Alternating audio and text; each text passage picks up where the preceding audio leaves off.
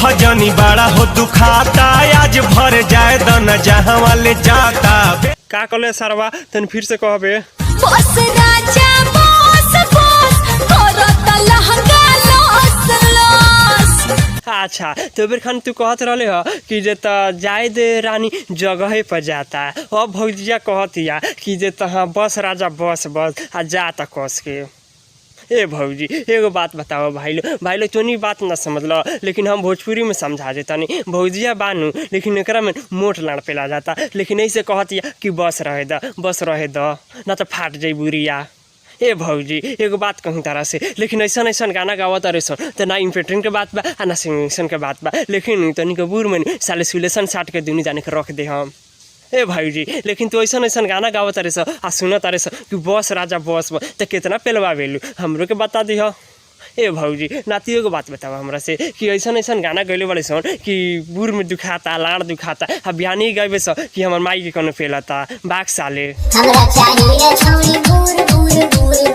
हमरा चाहिए रे छौड़ी बूढ़ बूढ़ रुका सरक आज तरह खनता बाई के पेलतानी। तो भाई लोग हम पवन प्रेमी कॉमेडियन स्टार भाई लोग सबसे पहले एगो इम्पोर्टेंट बात कहे चाहता नहीं कि वीडियो के लेकर भाई लोग दिल पर सीरियस मत लिए लोग, और भाई लोग देखिए लोग और देख के हंस के भूल जाइए लोग। तो भाई लोग ये वीडियो बना के मकसद बा कि देख के हंस के भूल जाइए लोग। तो भाई लोग रउआ लगन से कुछ हम कहे चाहता नहीं कि जे लास्ट में वो बात हम रउआ लगन से कहम, और भाई लोग हमारे पब्लिक लोग जितने जो यूपी बिहार के भाई लोग हलो तो भाई लोग मेरे को सपोर्ट करेंगे, वो लास्ट में बात कहेंगे। तो भाई लोग एक और बात कहे चाहता नहीं कि हमारे चैनल को सब्सक्राइब कर लेना ताकि कि न्यू वीडियो आप तक पहुंचती रहेगी। तो भाई लोग वीडियो बनाओ के मकसद बा कि कोई को दिल पर चोटने के पहुंचावे के, तो देखिए लोग और देख के हंस के भूलिए लोग भाई लोग। तो भाई लोग ये वीडियो बनाओ के ये मकसद रखा। तो भाई लोग एगो बात और कहे चाहता नहीं कि भाई लोग रउआ लगन लाइक नहीं पेलत लगन, लाइक पेलल करी लगन मर्द सरू भाई लोग मैंने लाइक कर दी लगन, तो कमेंट करके बता दी लगन कि वीडियो कैसा लागल है। तो भाई लोग चलिए भाई लोग ऐसा ही वीडियो में प्यार दी लगन। धन्यवाद भाई लोग। तोरा के फसौनी तोरा दीदी के फसवनी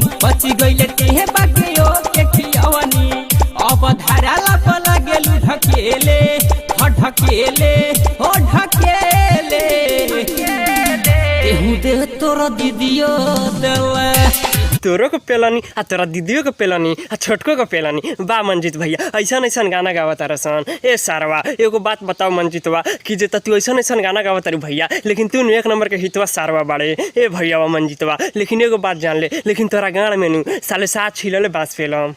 ए साले लेकिन पेलम नू तो साले साल आड़े पर चिरिक देब, चिरिक साले मन हक देव साले ना सरू भाई लो मन चिरिक देव।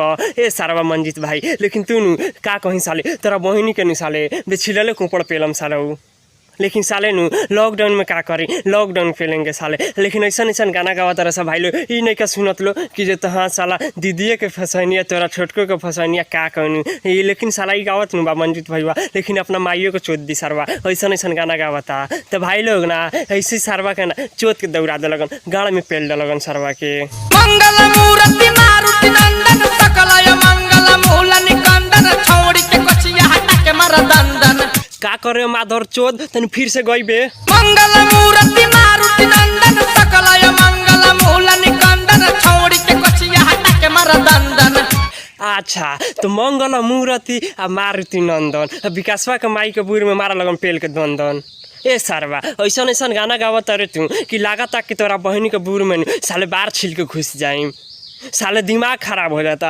ऐसा ऐसा गाना गावता माधर चोदवा से, लेकिन एक बहिनी के का कहीं साले लोग पेल के लॉकडाउन में साले घुसेड़ दे हम। ए सरवाल विकास एगो तू बात बताओ हमरा के कि मंगल मूर्ति का हनुमान जी तेरा बहिनी के पेले गे रहन ऐसा ऐसा गाना गावता रह सरवा, लेकिन भाई लोग नु है विकास बे है कानू है विकास राजवा एक बाई के बूढ़ में साले बेछिलल बाँस पेल के आ घुस जा लगन भीतरिया। ए भाई लो लेकिन इस सरवा के दवाई के पेले के काम बा, लेकिन हमरा भेटाते नहीं कि माई के साले हथियार पेले साला भेटा जाए ना तो दवाई के पेलम सरव के। लेकिन भाई लोग का करी लेकिन पेलम सरव के हम दवाई के पेलम साले ऐसा ऐसा गाना गावा तारे। तो पतली कमर हमर लाजा के नोट डाला देला चोरिया में कस के। अच्छा तो ई बात बा। ए धर्मेंद्र सार एगो बात जान लो तू एक नंबर के भैया तो हिते बारे माधर चोद, लेकिन ई सारवा कहत का बा कि जे तहाँ साला कमर लचके आ चूची लचके आ एकरा माई के साले के गाड़ा लटके। ए धर्मेंद्र भैया तू ऐसा ऐसा गाना गावत लागत नहीं बा कि तोहर माई उठ गेल बाड़ी।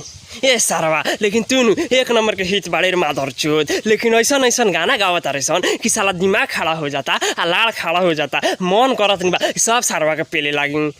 लेकिन भाई का करी साला मीडिया के खिलाफ बा हमरा ऊपर। लेकिन आते साले लोग लाड़ पेल देती गणिया में दवाई के। लेकिन साले का कहीं लोग बा हमारा लगे ना था लड़िया खोल के दिखा देती साले तुनी के हो आ साले लग आ तुनी के बहिनी के दवाई के पेलम सरऊ लगन। लेकिन एक बात जानला लेकिन खूब पेलम साले पेल के साले लाड़ खड़ा कर ले हम साले लग तुनी के बहिन में तेरा बहिन छोड़ लगन। भाई लोग एगो बात कहे वाला रनिया कि जो लास्ट में कहम तो भाई लोग हमार ई बात बा कि एगो हमार चैनल रहे नंबर 1 कॉमेडियन। तो भाई लोग बहुत सारे मेरे को भाई लोग प्यार दिए, बहुत सारे भाई लोग यूपी बिहार के सब लोग भाई लोग प्यार दिए। तो भाई लोग हमार ई बात बा कि एगो गाना रहे रंजन लाल भैया के जो सिवान साइड के बाड़न। तो भाई लोग हमारा ऊपर एगो केस कैले बाड़न, अभी भी हम केस लड़ी ले दिल्ली से जाकर। तो भाई लोग रहुआ लगन के एक सपोर्ट चाहिए, कमेंट करके जरूर बताइएगा, मैं रिप्लाई के लिए मैं इंतजार करूंगा कि भाई लोग वीडियो बनाए या कि नहीं बनाए। मेरे को धमकी क्या दी है कि देता अगर दोहरा के मेरा ऊपर वीडियो बनाया तो मैं तेरे को गोली मार दूंगा। तो मैं बोला ठीक है भैया कोई बात नहीं है, मैं आज तक मैं रंजन भैया के ऊपर मैं कोई भी वीडियो नहीं बनाया।